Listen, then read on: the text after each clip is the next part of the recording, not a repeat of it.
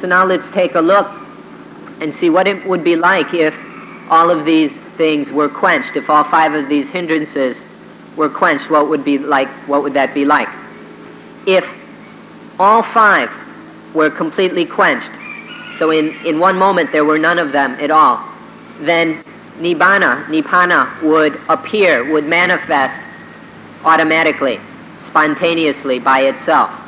When all 5 of these hindrances are quenched, then there is nothing but nibbana. The mind is cool, is quenched. Now, if we want, we can just let these things quench by themselves, but that may take a while, and we may not be able to put up with all the hassle and discomfort while we're waiting. It's really not enough to just wait for them to quench by themselves. And so we need to do something about them. We need to quench them through our own practice. There are various methods for doing so, and this is why we practice mental cultivation. This is why we train and develop the mind, or one of the reasons, in order to quench these little fires or hindrances. Through the correct practice of concentration or tranquility meditations, through the correct practice of things like anapanasati, mindfulness of breathing, through using these mental development techniques and methods, it is possible to quench these nivarana, these hindrances. And then when that happens, there is an experience, a little temporary experience or taste of nibbana. These little nibbanas are the result of correctly practicing mental development. And within them is the correct meaning, the real meaning of nibbana, even though it's just little nibbanas, not the perfect and complete nibbana, but still it has the same meaning. An interesting thing about these nivarana is that they can arise without any external concern encouraging them or stirring them up. It's not necessary for there to be some external object of these hindrances.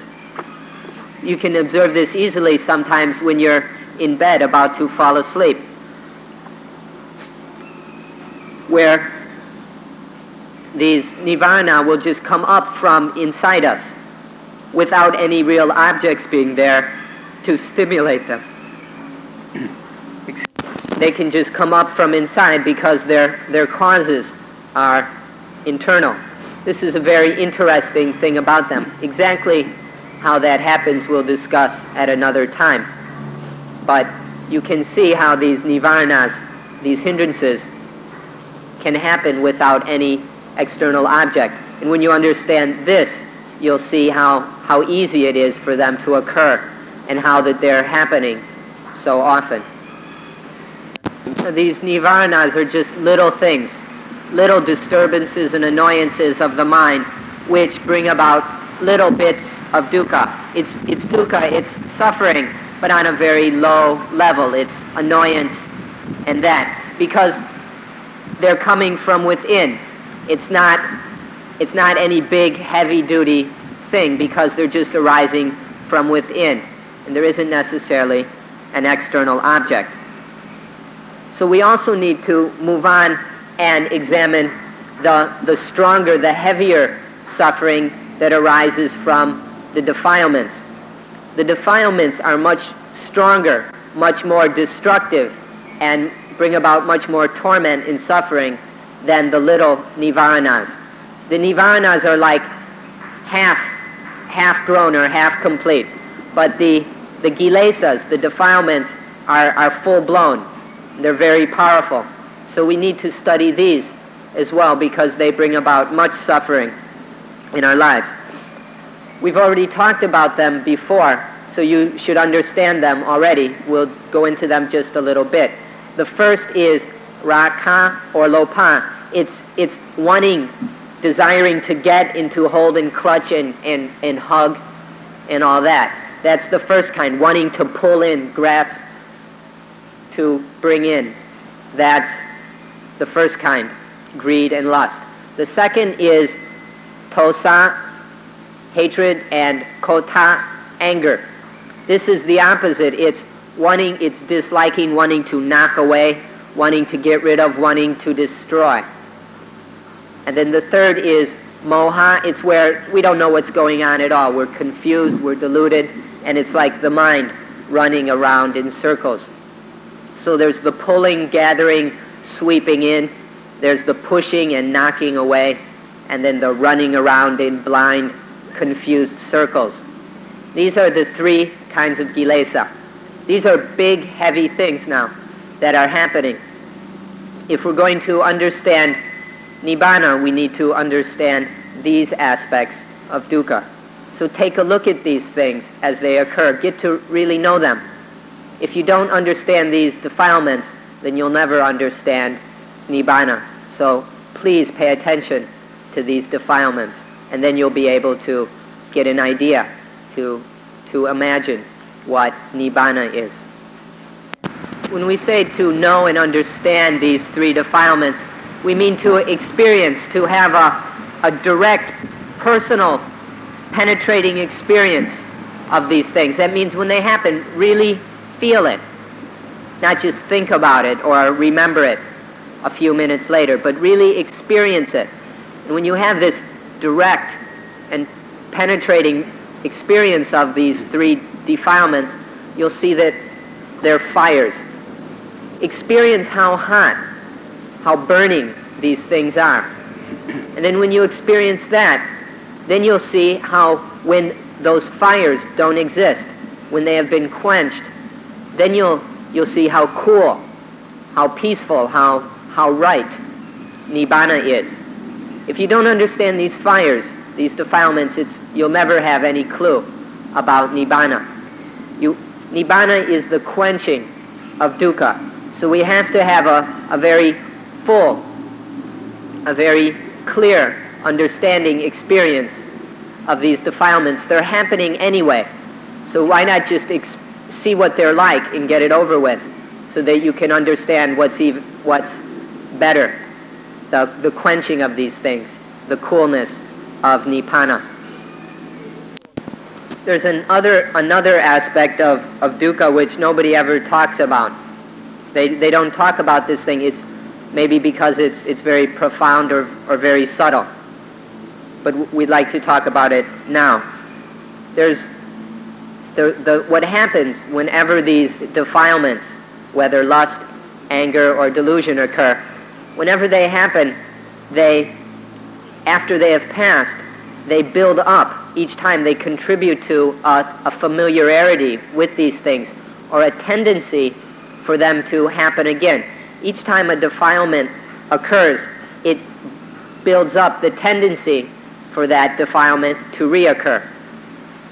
These tendencies pile up, they build up in the depths of the mind, or what we could maybe call the substratum of the mind, the foundation levels of the mind. These tendencies develop, and so it becomes easier and easier for the defilements to occur, because these tendencies become deeper and more set. These patterns solidify.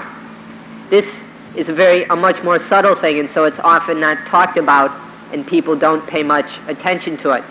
But to understand dukkha, we have to understand how this aspect of defilement works as well. It's more subtle, but you can see how it happens. These tendencies building up within the depths of the mind, we call the anussaya, or in Thai, anussai, the tendencies. This is something that deserves our very careful attention. We need to, I've been instructed to find a very easy word that's easy for you to understand and remember, that carries the meaning of a familiarity that returns very quickly or very easily. Meaning once the mind is familiar with a particular defilement, that defilement returns or is recaused very easily, very quickly. These are kind of habits of mind, but I think the word tendency, these tendencies of mind, captures the meaning sufficiently.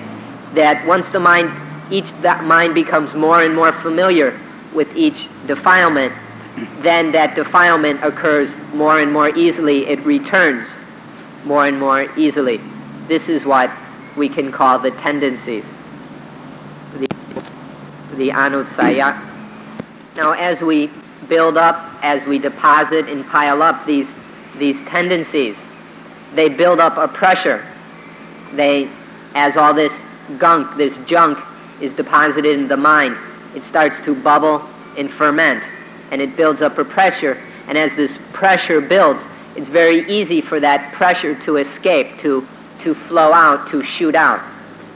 And so if there's any external concern or object, then it will shoot out in a complete form as lust, anger, or delusion, when there's an external object for it to shoot out at, to flow out at. When there's no external object, it will just kind of ooze out, seep out, or bubble up as the nivarana, which aren't as full or complete as the defilements, but are still suffering nonetheless. This is a very important secret of what's going on in the mind, how these tendencies pile up and bubble away, ferment away, all this gunk and scum festering in the mind. And then it either shoots out at the external objects or kind of bubbles up as the hindrances, the nivarana. Now when this fermenting in the mind shoots out at a specific object, we call that the asava. The asava is when that pressure shoots out, it bursts out. That is that flowing out of that junk, that filth in the mind is called asava. When it first occurs, if it's primarily stirred up by the object, we call that kilesa, or defilement. But when it's more coming out of these tendencies within the mind bursting out, we call that asava, or the outflows. So these are aspects of what's going on in the mind. We need to understand all of these aspects, the nivarana, the hindrances, those more subtle, incomplete, more vague feelings. Then the full-blown, the full-form defilements of greed and lust, anger and hatred and delusion. Then the tendencies, the anussaya, that build up in the substratum of the mind, and then that shooting out, that flowing out of the asava. If we understand all four, nivarana, kilesa, anussaya, and asava, then we will completely understand what we mean by fire. This is the aspects of the fire that's burning the mind. These nivarana, the hindrances, although they're small, they're happening all the time. And no matter how small they are, they're still hot, they're still suffering. And then the defilements, they don't happen as much. The nivarana are happening all the time. The kilesa, defilements, aren't happening so often, but when they happen, they're heavy and they're really hot. And then there's those anussaya, where we store up that heat so that it's ready to shoot out, to bubble out, to burst out. And so there's these aspects of all this heat, all this fire. Please understand what these things are. Understand, get to know really deeply, completely, perfectly what nivarana is, what the hindrances are, what kilesa is, what the defilements are, what anussaya is, what the tendencies are, and what asava is, what the outflows or cankers are. Please really get to know these really clearly, profoundly, and completely, so that you will be able to also understand nibbana. So we come to dukkha, or tukka. The meaning of dukkha is very broad, but it always comes down to torment. The meaning of dukkha can be summarized as torment, some aspect or another of torment within the mind. This is dukkha. So these hindrances, these nivarana, how do they torment the mind? The kilesa, the defilements of greed, hatred, and delusion, how do these torment the mind? The anutsaya, the tendencies, how do they torment the mind? These things that make it so easy for defilement to occur. None of us want to feel greedy. Nobody likes to be angry or stupid, to be afraid, to feel lonely. We don't want to feel like this. We don't like to worry. But because of these tendencies, it's so easy. It's just because we've built up this familiarity, these habits, patterns in the depths of the mind. It's just so easy to get angry, easy to be afraid. It just happens so easily. How does this easiness, this tendency, torment the mind? And then the asava, that flowing outward, which becomes defilement again, that flowing out that turns into either anger or greed or fear or worry, whatever. All these things that are tormenting the mind, burning, scorching, singeing the mind.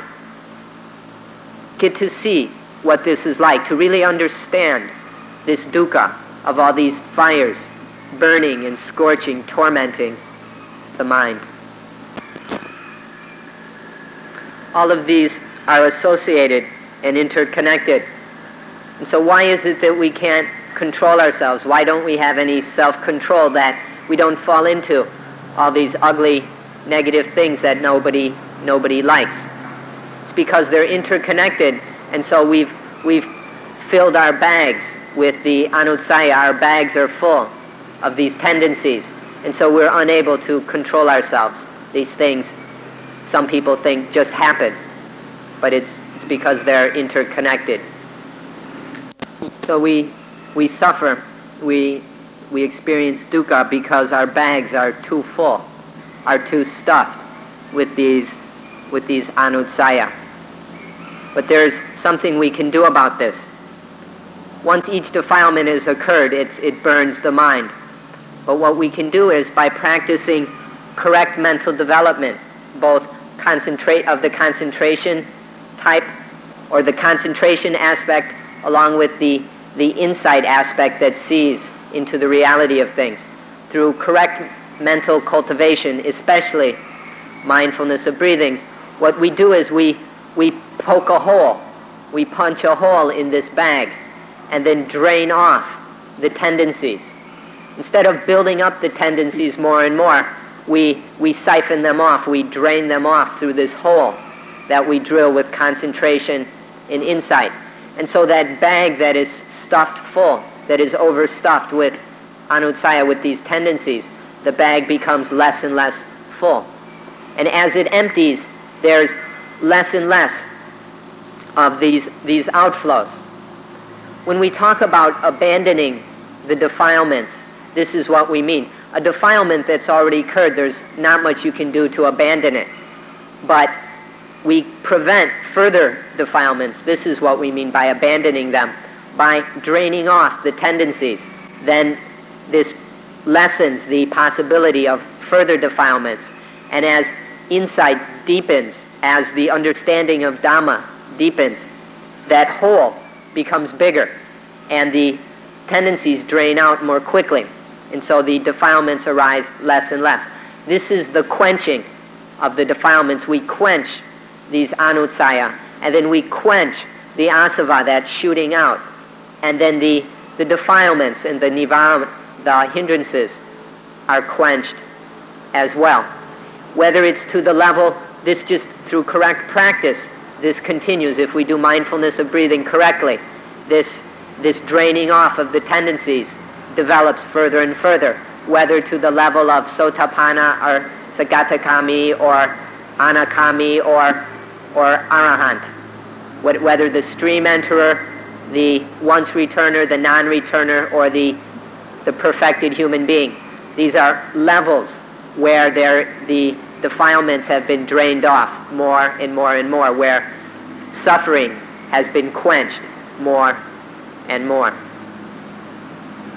So the quenching of all this dukkha, of any aspect and all aspects of dukkha, this quenching is the meaning of Nibbana or Nibbana. This is the most important thing in Buddhism. We encourage you to remember these Pali words. The meaning of the Pali words is very special, very concise, and you're better off if you can remember the Pali words and learn their complete meaning, because when we translate them, much of the meaning is lost. It's much easier to understand the Dhamma when we learn these Pali words, because they capture the meaning just right. Because that's what they were created to do. Whereas once we translate them, much of the meaning falls apart. So, for example, the word tukka or dukkha, it's much better to learn this word, to take the time to learn the word and, of course, its meaning, instead of translating it, because the word suffering doesn't capture the full meaning of dukkha, or unsatisfactoriness, dissatisfactoriness.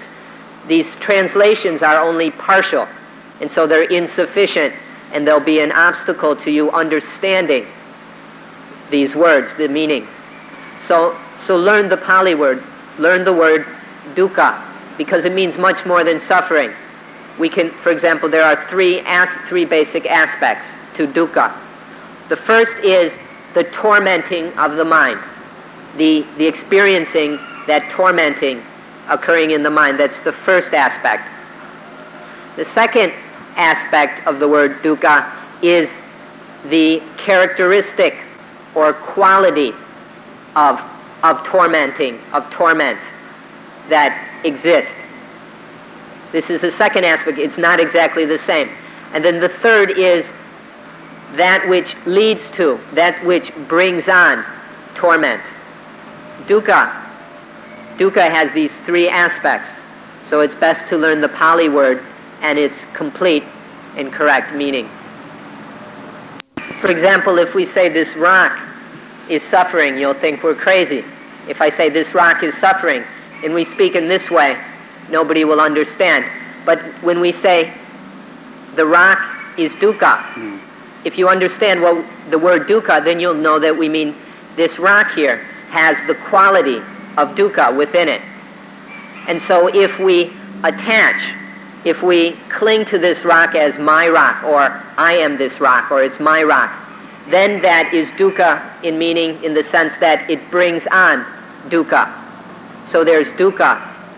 Something is dukkha, or it has the quality of dukkha, or it brings on dukkha. When we say dukkha, it can have these different meanings, and you have to understand them all to be able to understand the language of Dhamma. This complete quenching of dukkha is the meaning of Nibbana. To have a full understanding of Nibbana, we must have the full understanding of dukkha. So it's something is dukkha, it has dukkha, it's an experience of dukkha, it has the characteristic of dukkha and brings on dukkha, leads to dukkha. So it all comes down to that Nibbana is the quenching of the heat of kilesa, and that's enough. That's enough. So please pay attention to Nibbana. Be interested in it as the thing that cherishes life, that nourishes, sustains, supports, cherishes life.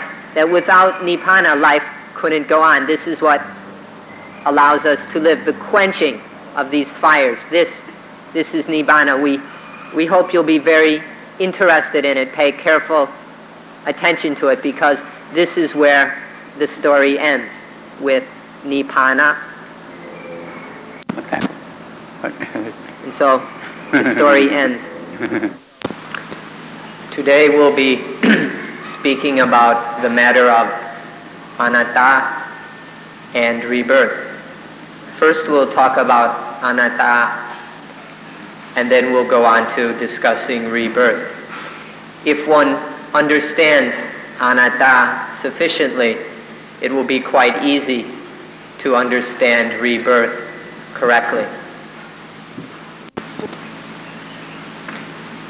The feeling of self occurs naturally and instinctually at first. Then it is taught, reinforced, conditioned more and more. This process of teaching, educating the idea, the belief in self, develops until it ends up in the belief in an eternal self or eternal soul or what have you. This kind of belief and teaching is quite common. When the Buddha arose in the world, however, he taught the opposite matter. He taught about anatta, not self. For the primitive levels of civilization, the people living in the forests and caves, they all believed in spirits and powers and ghosts and selves. And so this is a very common belief. It happens very easily, occurs very easily to the human mind. And so in relation to all those spirits and angels and demons and things, people develop all kinds of ceremonies and rituals and rites which they perform in terms of these spirits and selves and all that. Then as any civilization or culture or tribe or whatever develops, then the beliefs about self, about spirits also develop, and so do the corresponding ceremonies and rituals. And these develop until in India, in the time of the Upanishads, there developed the highest teaching, the most fully developed teaching about the self, which is that there is this self which is reborn over and over again, or reincarnated or whatever, and becomes slowly purified through this long succession of births until it is completely good. It becomes the best possible self and then stays in that eternal state for the rest of eternity. And so this very common primitive belief in a self, in spirits, then develops until the height of that development is the belief in some eternal self, such as in the Upanishads. This belief in self and soul from India spread all over the place into other cultures and civilizations. And since most in all the other cultures there was already a receptivity for this idea, people were already thinking in these terms, though on a less developed level. And so other cultures and civilizations accepted this teaching from India, and so it spread all around the world.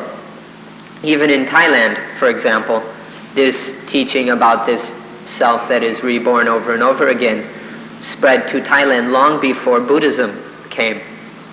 And because of the beliefs that existed in the Thai people before that time, they were very receptive and accepted this more developed teaching about the self. And in this way, the Indian teaching of an eternal self has spread all over. So in India they developed the highest, most developed teaching about the self in the period of the Upanishads. And this belief in self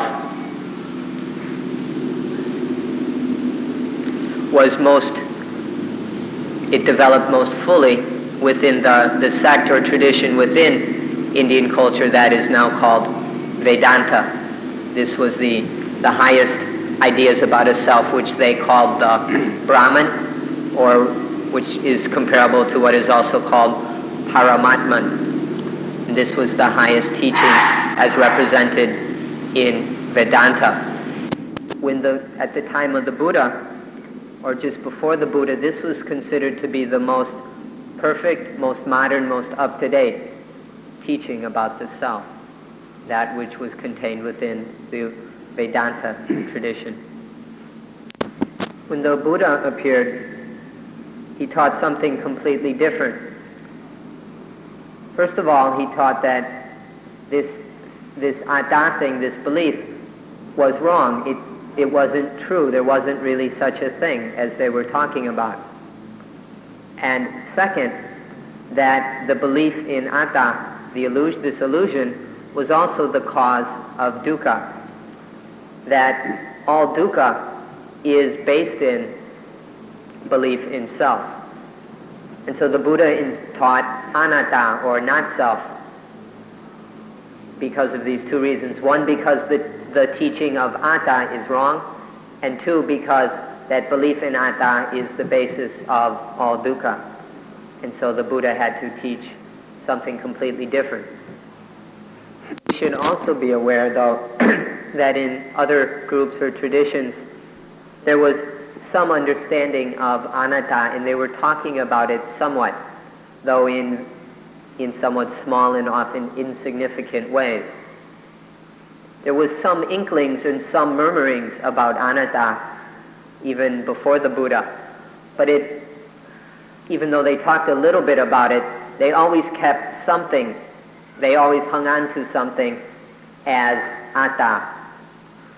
So there was maybe some talk about, say, that the body was not self, or material possessions were not self.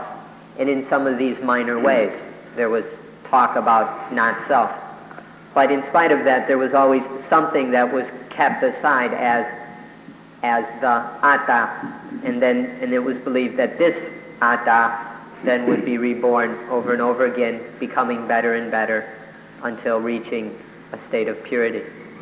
Let's look at how to understand anatta, let's take a look at how the feeling or sense that there is an atta occurs. It's basically an instinctual feeling or sense that there is a self in life. This happens by itself. And this is a survival mechanism that we can find in all organisms. So this instinctual feeling that there is a self occurs. Unfortunately, this is incorrect. Although it's instinctual, it is false, because the instincts are not based in true knowledge, in correct knowledge. They're a naturally occurring type of knowledge which is far from infallible. In fact, it's based in ignorance. And so that instinctual sense of atta or self is coming from ignorance and is incorrect. But nonetheless, that sense of self we can see is necessary for survival, and so we can see it occurring easily, spontaneously in all living organisms. But nonetheless, it is false. Now let's look at the second level of the development of atta. The child, the infant, is born at first, and with just this after birth there is at first just this very basic instinctual feeling of self. It's not very big, not very developed. But then the infant is surrounded and constantly making contact with all kinds of things which are giving rise to feelings and notions of good and bad, of agreeable and disagreeable, positive and negative. And all these surrounding things start to encourage, because of ignorance, the child doesn't have much knowledge. And so, because the child doesn't have knowledge to know better, all these things encourage that instinctual belief in self or feeling of self to grow and become stronger and stronger. This occurs through the power of ignorance. And then next, the third level of this development of atta, of self. Once it is developed to the second stage, then there is the part of atta that is, or that the further development that is educated, that is taught. This is the cultural conditioning every child receives from parents, teachers, other cultural elements, and including religion. And so from all these teachings, all this instruction the child is given, further develops and strengthens the belief in self. And so until it becomes even a religious conviction that there is a self or soul. And so it grows to its fullest development, this third stage, through all the cultural conditioning of parents, teachers, and even religion. So notice carefully that there are three main causes or conditions for this belief in atta and self. The first is the instinctual condition, just that basic natural sense of I, of a self. Then the second condition are all these surrounding things which stimulate in positive and negative, good and bad, agreeable and disagreeable ways. This then develops that atta further from just the natural instinctual level to what is becoming now ignorance, wrong knowing. This is encouraged through all the various positive and negative factors influencing or which the child is confronted with. And then that sense, that ignorant sense of self that is developed, is further established and solidified and deepened through the teaching to believe in this thing, to actually, through our cultural, the instruction we receive, that we're taught to believe in this. And this occurs in all homes, in all families, in all religions, in the schools, in the temples, in the monasteries, the synagogues, everywhere, the churches. This then belief in self and soul is very firmly established and driven into the child's mind. And so then this ignorant understanding grows to its fullest extreme. So all of us have a basic foundation of this sense of self. And then this is developed through all the information, all the things we're taught. Every language, in fact, has self buried within it. All languages have some word for self, or ego, soul, whatever we want to call it. And many of our words imply a self. And so we can't use language without strengthening this belief in a self. And so this is so heavily conditioned into all of us, beginning with that just basic sense or feeling of self, that it's very difficult to let go of this, to abandon it, to give it up. And so even we find in Buddhism, we even find talk of self. This is partly just because of the limitations of language. Even Buddhism that teaches not self very clearly still has to use languages that talk about self. They use words like I and mine. And so it's often very difficult for ordinary people to understand this. And even in other cases, we have to talk about, in Buddhism, we have to actually use the word self, atta, directly. And so sometimes there's even talking about ourself, or the self needs to do this and that. This is just the limitations of language. But you should know that whenever you find the word self in Buddhism, that we should take it to be a self that is not self. Anywhere in Buddhism you come across the word self, the self that is it's just using the word, but that self is not self. So in Buddhism, or with all Buddhists, are forced to use the word self. There's no way of getting around it. But the meaning, when Buddhists use this word self, the meaning is of a not self, something that is not self. For example, a very well-known quote of the Buddha says, self is the refuge of self. Atta is the refuge of atta. But this, to be understood correctly, has to be that atta is not a self. That atta is not self.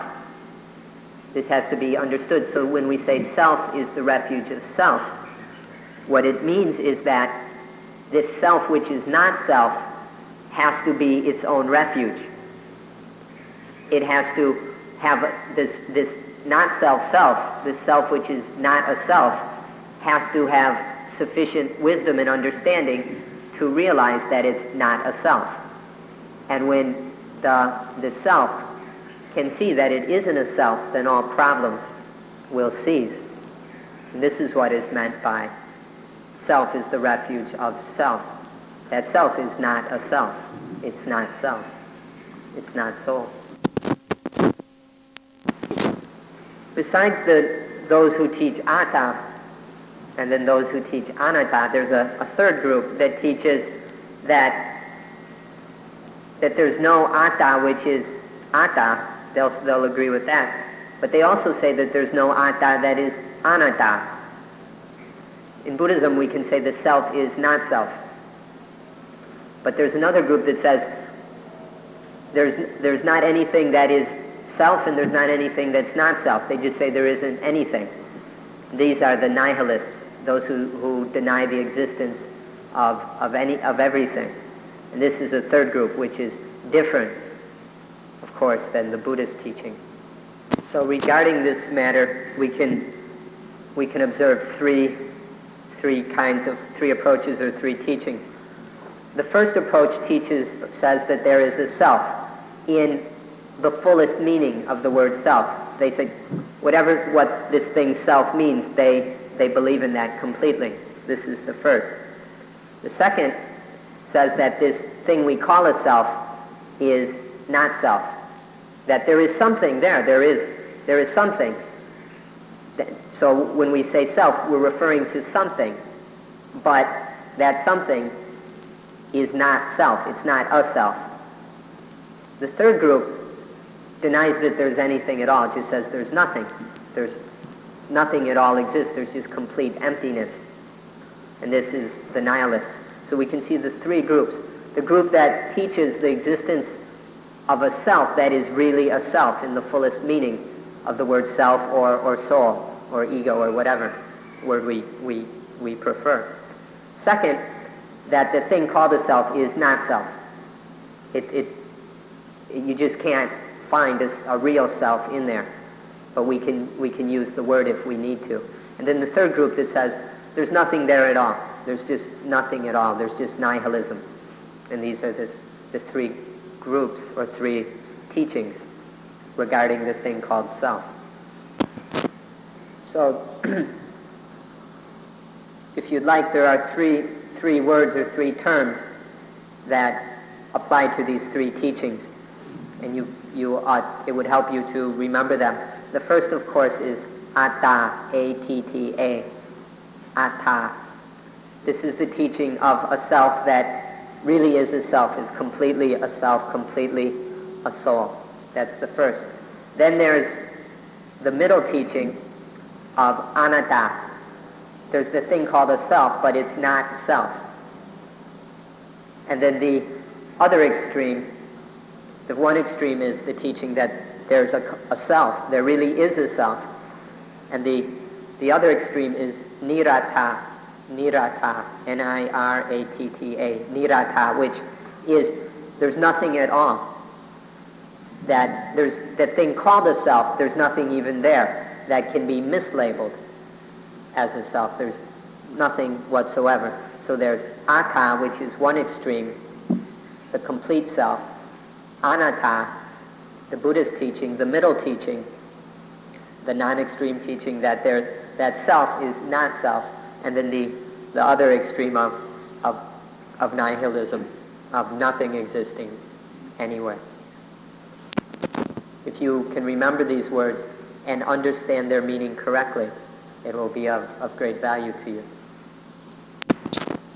So we can see that one of these positions or teachings is to take the positive extreme to take the positive to its extreme. The other is to take the negative extreme, and then there's one which is in the middle, which doesn't go to either extreme. So the positive extreme is to take existence and say that there is just complete, things exist completely, fully. And this is called satsata titi. Satsata titi, often translated the belief or view of eternalism. And then the other extreme, or then in the middle, is the teaching that that thing everybody is calling as self or ego or soul, there's something there, but it's not self. This is the middle position. This is the correct understanding. It's called sama. And this is the correct understanding. It's called sama titi, right understanding or right view. And then the third is to take the negative extreme, to take negativism to its extreme. And this is called natika titi, or that nothing exists whatsoever, to say there is no existence, nothing existing anywhere at all. So there's the positive extreme, satsadatiti, the negative extreme, natika titi, and then samatiti, the right understanding in the middle that things exist. There is existence, but it's not self. So not to go all the way into affirmation or all the way into denial. Please be very careful when we talk about this natika titi, that negative extreme of nothingness, of nihilism. This means nothing, there is nothing existing at all anywhere. Nothing, none of us exist. Nothing exists. That's nihilism, or the teaching of nothingness. Please don't confuse this with the Buddhist teaching of sunyata, or voidness. Voidness says that there are things, there is existence, but nothing existing is a self. Everything is void of self. There are things, but they're void of self. So be very careful to see the difference between nothingness, which is there is nothing, and then sunyata, which says things are not self, are void. Things are void of selfhood. Sunyata, voidness, is very different than nothingness. We hear sometimes the word emptiness, and it's often confused which of these meanings. Is emptiness meaning nothingness? In that case, it's not Buddhist. Or is emptiness the same as voidness? Empty of selfhood. Then it can be called Buddhist. So be very careful about the difference between natika, nothingness, and sunyata, voidness. So, once again, there's the word natita. นัตถิตาความไม่มีอะไรเลย Natita, which means the state of nothingness, or the state of nothing. There isn't anything. Nothing at all. This is natita. I was mispronouncing it. Natita. Completely different than sunyata. Sunyata. Voids, but they're empty. They're void of self. So natita, nothingness. Sunyata, voidness. Things are existing, but they're void of self. And here is nothing exists at all. Natita, sunyata. So let us stress over and over again that do not confuse natita, nothingness, with anatta, not self, or sunyata, voidness, or datata, thusness. Don't confuse the misunderstanding, the wrong view of nothingness, with the correct understanding of anatta, sunyata, datata, not self, voidness, thusness. In anatta, sunyata, datata, there's no denial of things, of existence. It just says that all these things, there are things all over the place, but all of these things are not self. They're void of self. They're datata. They're just thus, without any self. So please make sure you understand this. Otherwise, you won't have any clue about what Buddhism is.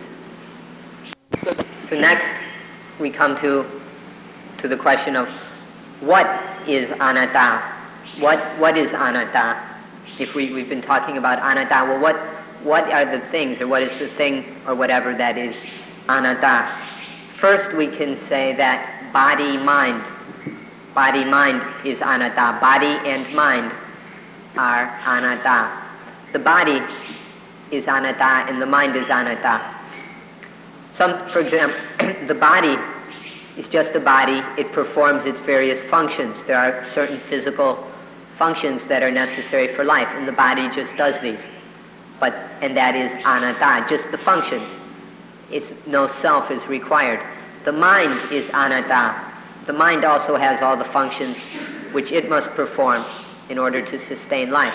But in all those various things the mind does, there is no self, just the mind doing its work. So anatta is the body and mind are anatta. The body just feels, it has various sense organs and the ability to sense various things. This occurs because the body contains a nervous system. It doesn't happen because there's a self that feels. It's just the nervous system and all those chemicals and electrical impulses and all that. That's all not self. And then there's the mind, the non-physical part of life, doing all its various functions. And all of those take place without any self being required. There's just body and mind, two things. They can function perfectly well.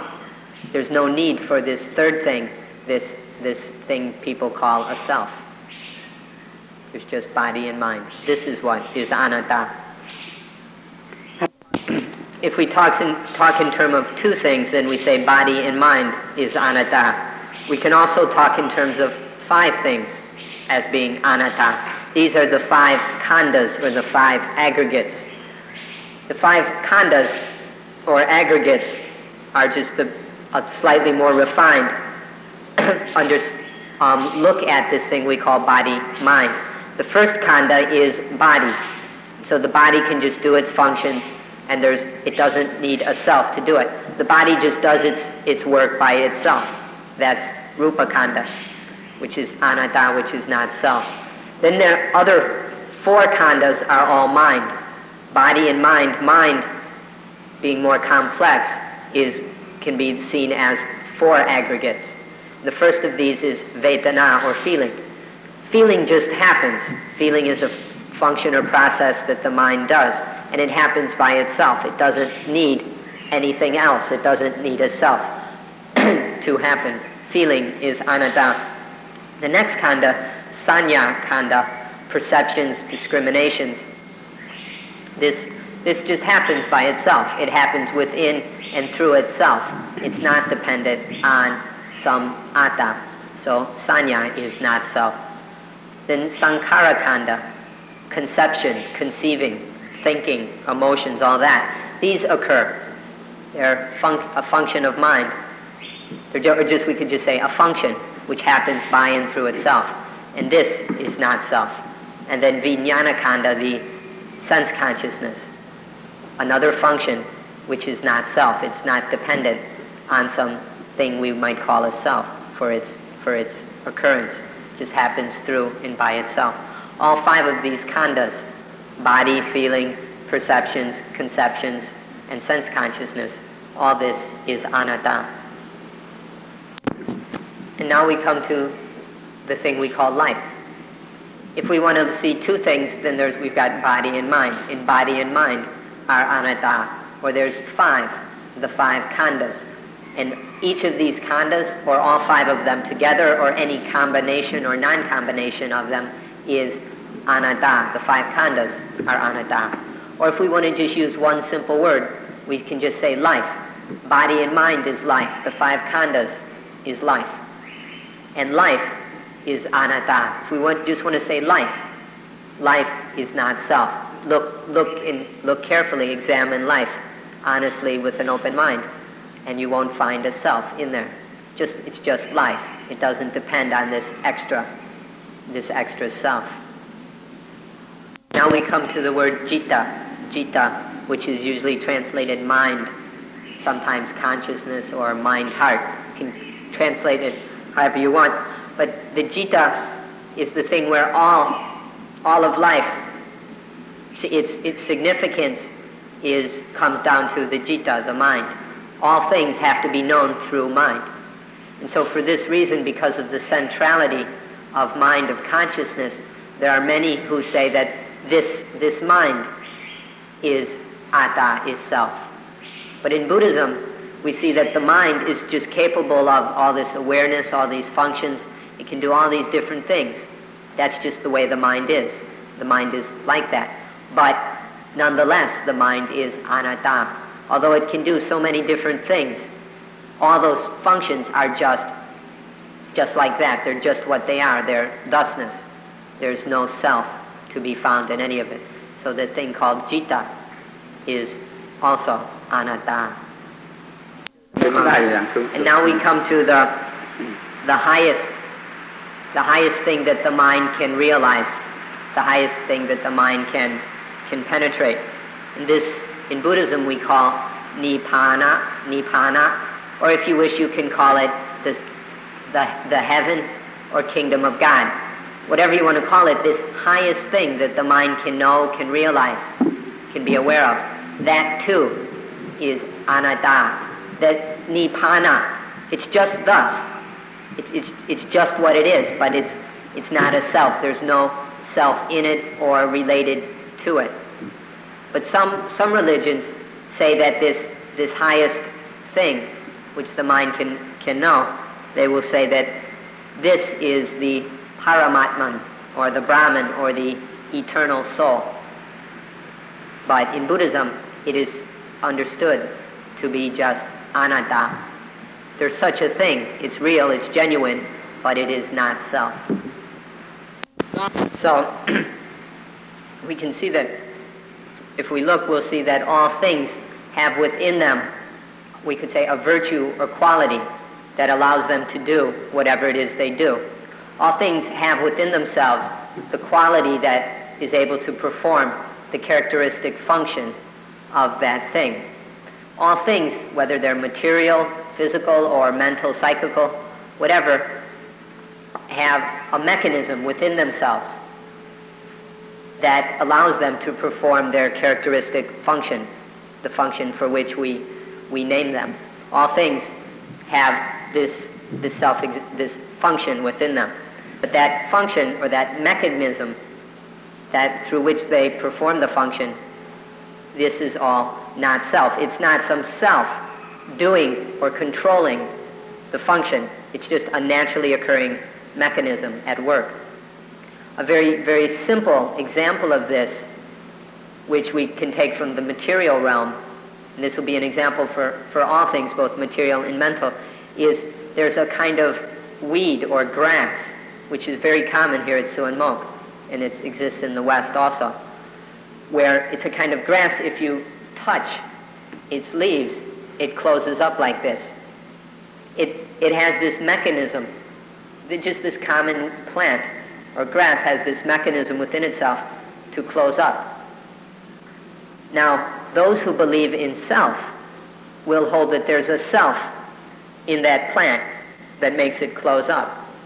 If you hold things that have selves, then you have to say, well, the grass has a self, and that's how come it closes up. But in Buddhism, it says there's no self involved, it's just this natural mechanism, and then it closes up. Even in plants, which would be very difficult to say that they have minds, like we would say about a human being, they still have this mechanism. It can do this very strange and interesting thing, but it doesn't involve a self. As soon as we say that something has a self, then we're no longer talking about Buddhism. If there's any talk of a self, it's not Buddhism. It's becoming animism. As soon as we start talking about selves, what we're talking about animism then. The animism that puts selves in plants and rocks and rivers and everything.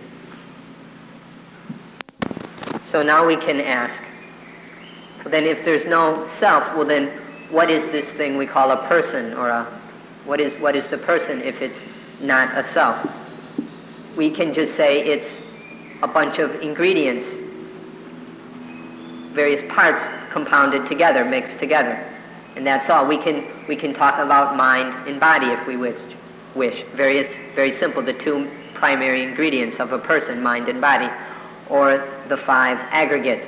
Or we can talk in terms of the elements, both the physical and non-physical elements. We can just see that what we call a person are these parts, these ingredients, these components, and then these are brought together, they're put together, and then we've got a person. But if all those little parts, elements, khandas, whatever, are not self, well then the combination of them is also not self. Just because you stick a bunch of little things together doesn't mean you've gotten a self, just because you can glue them together or hold them together for a little while. So whether this person, this life, with the body components and the feeling components and the perceptions and the thoughts and the sensory consciousness, all these different ingredients come put together, we call a person. But all those ingredients and elements are not self, and so the combination, the person, is also not self. So then we can ask, if so, then who acts?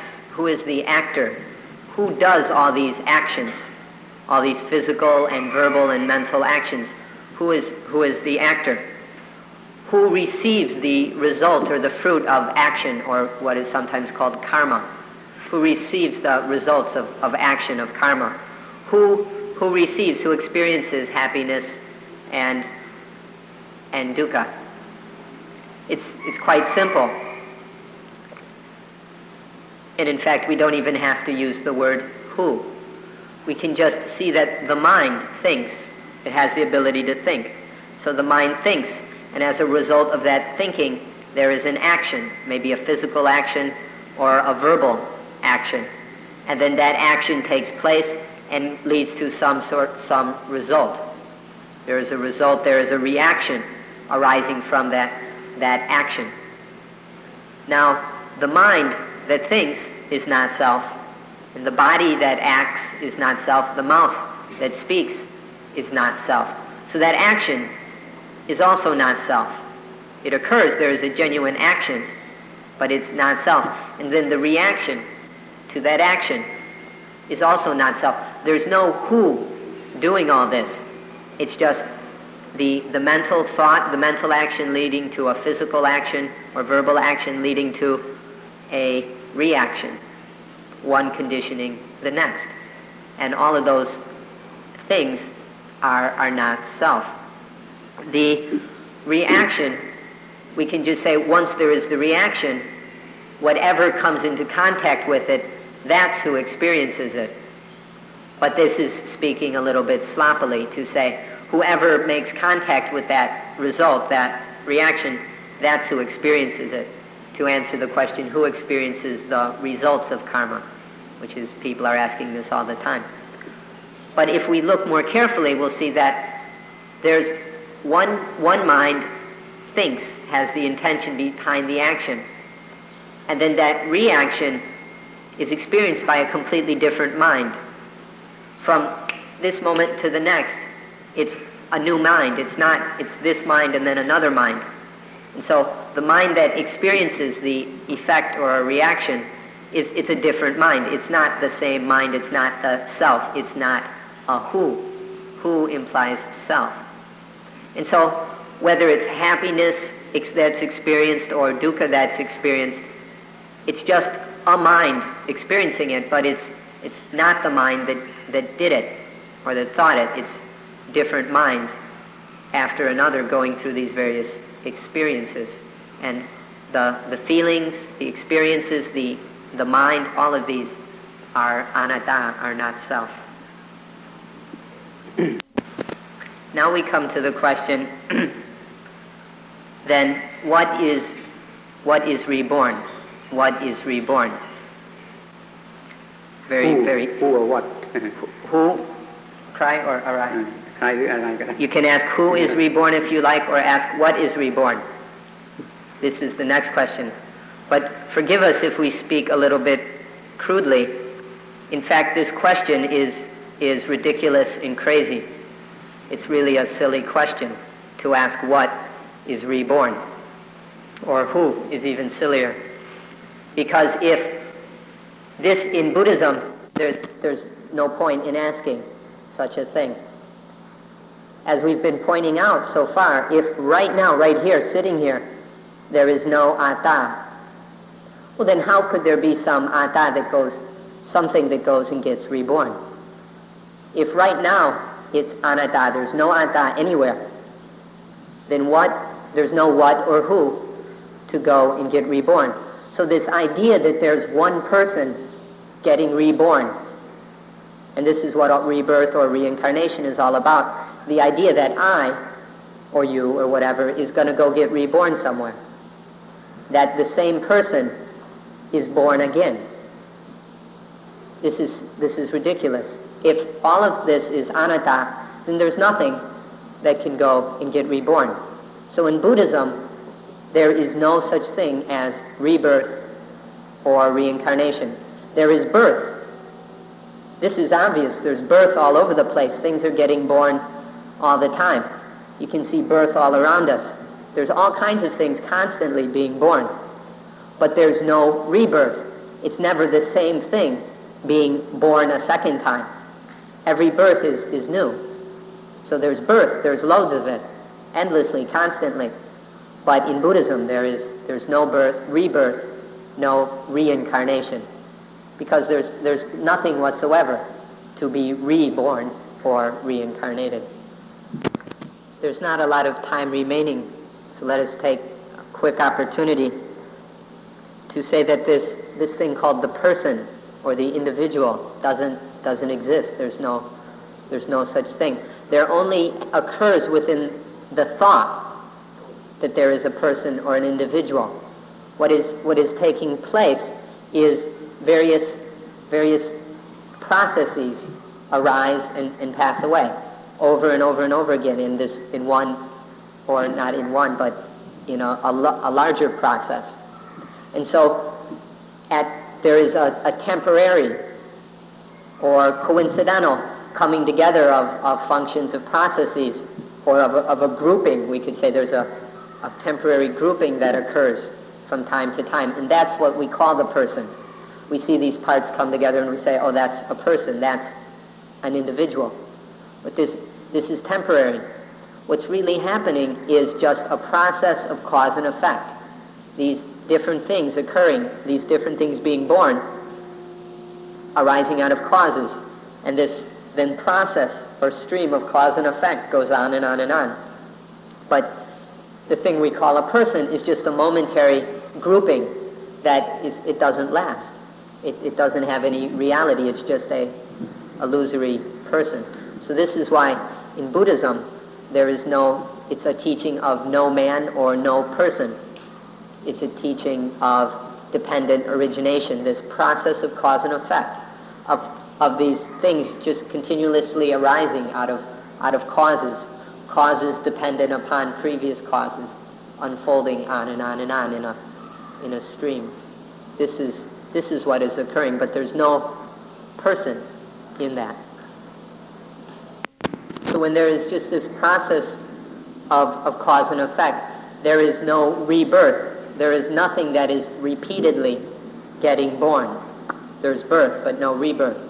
So we should look at this word birth a bit, the meaning of the word birth. We can see three basic meanings of the word birth, or three kinds of birth. The first is the kind of birth that everybody knows about, and the kind that it's the only one many people know about. This is physical birth. The body is born out of the womb, and then it grows older and older and older and reaches a certain age and then dies.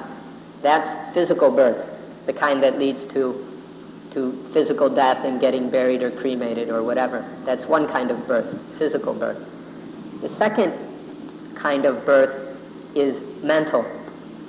It happens within the mind through the process of dependent origination, through a series of causes leading to a mental birth. Whenever there is the thought of I am, or I have, I own, I want, I get, I exist, any of these I thoughts, this is mental birth, birth within the mind. The third, and this is one that some people are aware of, the third one is very difficult for most people to understand.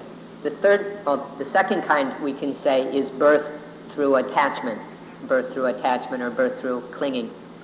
The third kind of birth is very difficult for many people to understand. When any of the ayatana, if you remember this word from the first talk, the ayatana, whenever they perform their function, that is birth. And when it stops functioning, then it ceases, or it goes out, it's quenched. So when the I performs the function, its function, then I is born. When the I is not performing its function, then we say I ceases, or I quenches. When ear performs its function, ear is born. It stops functioning, ear extinguishes. And the same with nose, tongue, and so forth. Whenever something does its function, it's born. And when it's no longer, in any moment, when it doesn't do that function, then it ceases, it ends. And so, if you can see this, all the senses and all the sense objects and all the things associated with them, the ayatanika, those 30 things we discussed in the first talk, all of them are they're being born and ceasing over and over again as they do their function, and then the function stops.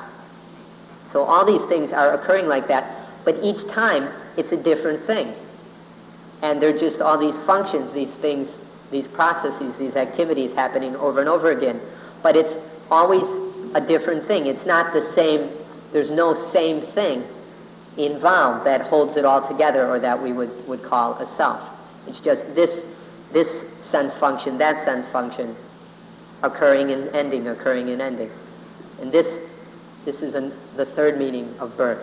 So you should understand the three kinds of birth. Physical birth, the mental birth through attachment, the birth of I, of ego, and the third kind of birth, this birth of whenever there is a sense function, a sensory function. So there are many who believe that in this body when the body dies, there's something that remains, and then that thing goes and gets reborn in another body. This is the belief that arose in the Upanishad era, and then it was accepted by many, many different religions. This belief is very common, but it is not Buddhism. This isn't the Buddhist teaching.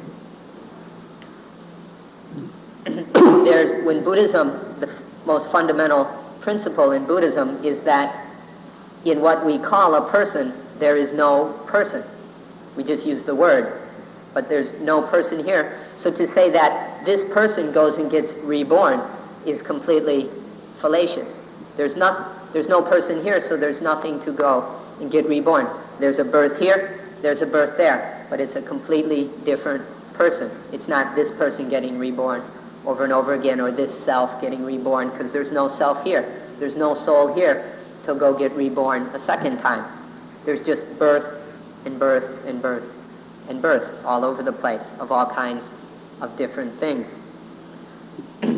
So we can, whether it's, say, the body, physical birth, this body is born and then it dies, and another body is born and dies.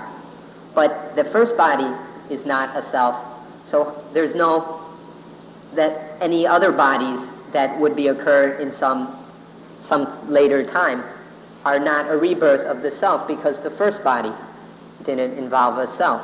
Or the mental kind of rebirth we talked about, the mind in which I is born, the I conception is born once, okay, and then that fades away, and then another I conception is born in a different mind. This mind, where the one I conception occurs, and then the next mind, even if they happen in very rapid succession, it's a different mind. It's not the same mind. It's not the same thing being reborn. There may be some similarities which confuse us, but it's a different thing happening. It's not rebirth. It's just there's a birth, a mental birth, a mental birth, sometimes in rapid succession, but different births, different minds. And that the ayatana, those sense functions, each time the eye functions and then ceases and then functions again, it's a different eye. Can you see how the physical eye itself, from one function to the next, it's not the same eye, or not the same ear, not the same nervous system, not the same brain. There's the constant change, so it's never the same. These functions are repeatedly happening, but it's never the same eye or ear or nose, tongue, body, or mind that's doing the function. But when we have to talk about it, it's very difficult to explain. So whether it's the physical birth or mental birth through attachment, or just the birth of the sense experience, of the sense activity, the function, it's always brand new. It's just a birth. There's not something that repeats. There's no repeating thing, either in physically, mentally, or in the sense activity. It's just a birth, a birth, a birth, a birth. This is why we say that there is no rebirth in Buddhism, just birth. The basic fundamental teaching of Buddhism is not self. We can say non-person, non-soul, whatever, non-ego. And so how could there be something that is reborn? There's nothing to be reborn. There's just birth. However, or unfortunate, in one place, for example, there was a foolish monk who wasn't paying much attention, and he was going around saying that the Buddha teaches that vijnana. Now, usually vijnana means the sense consciousness that arises at the eyes, ears, nose, tongue, body, or mind. But also many Hindus at the time believed that the vijnana was a kind of spirit that was getting reborn. So this guy was walking around saying that the vijnana is reborn. The vijnana goes and gets reborn in some other body. And the Buddha said very distinctly that this is wrong, don't ever say such a thing. This has nothing to do with my teaching whatsoever. You're completely messing up the whole thing. The vijnana does not go and get reborn. The sense consciousness does not go and get reborn. And if you think the vijnana is a spirit, well, that's for sure off the teaching. However, and this is very clear in the scriptures.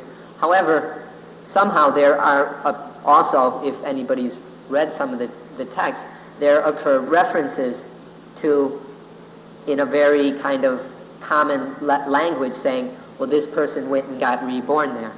So there are these things, these references in the scriptures, and so of course we've got people arguing about these things all the time. And so, as we said earlier, the thing here isn't for you to believe, but to find out for yourself which is true. In our understanding, the most fundamental teaching of Buddhism is the teaching of not self. The Buddha came back to this over and over again.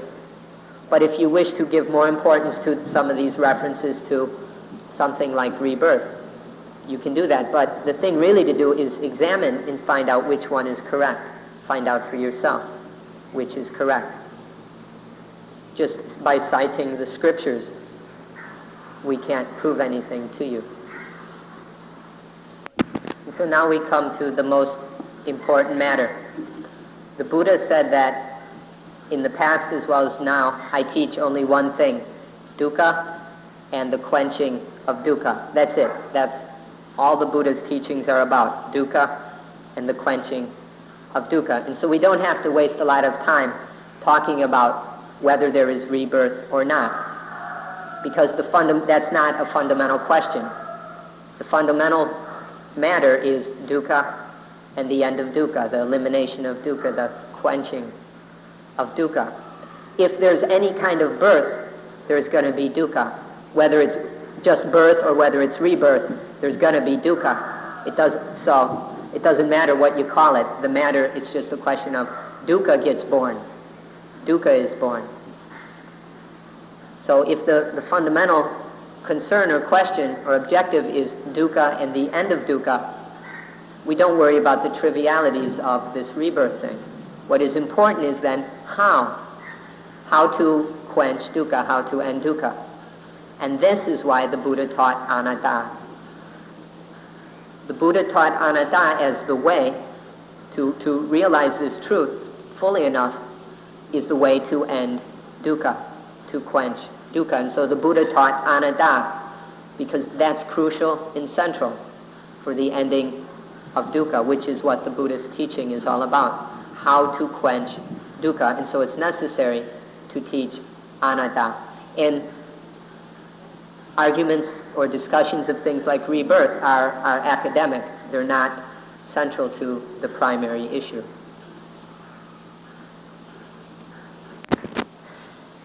And so we can wrap this up by saying that if you understand anatta correctly and completely, then you will discover for yourself that there is no rebirth and no reincarnation.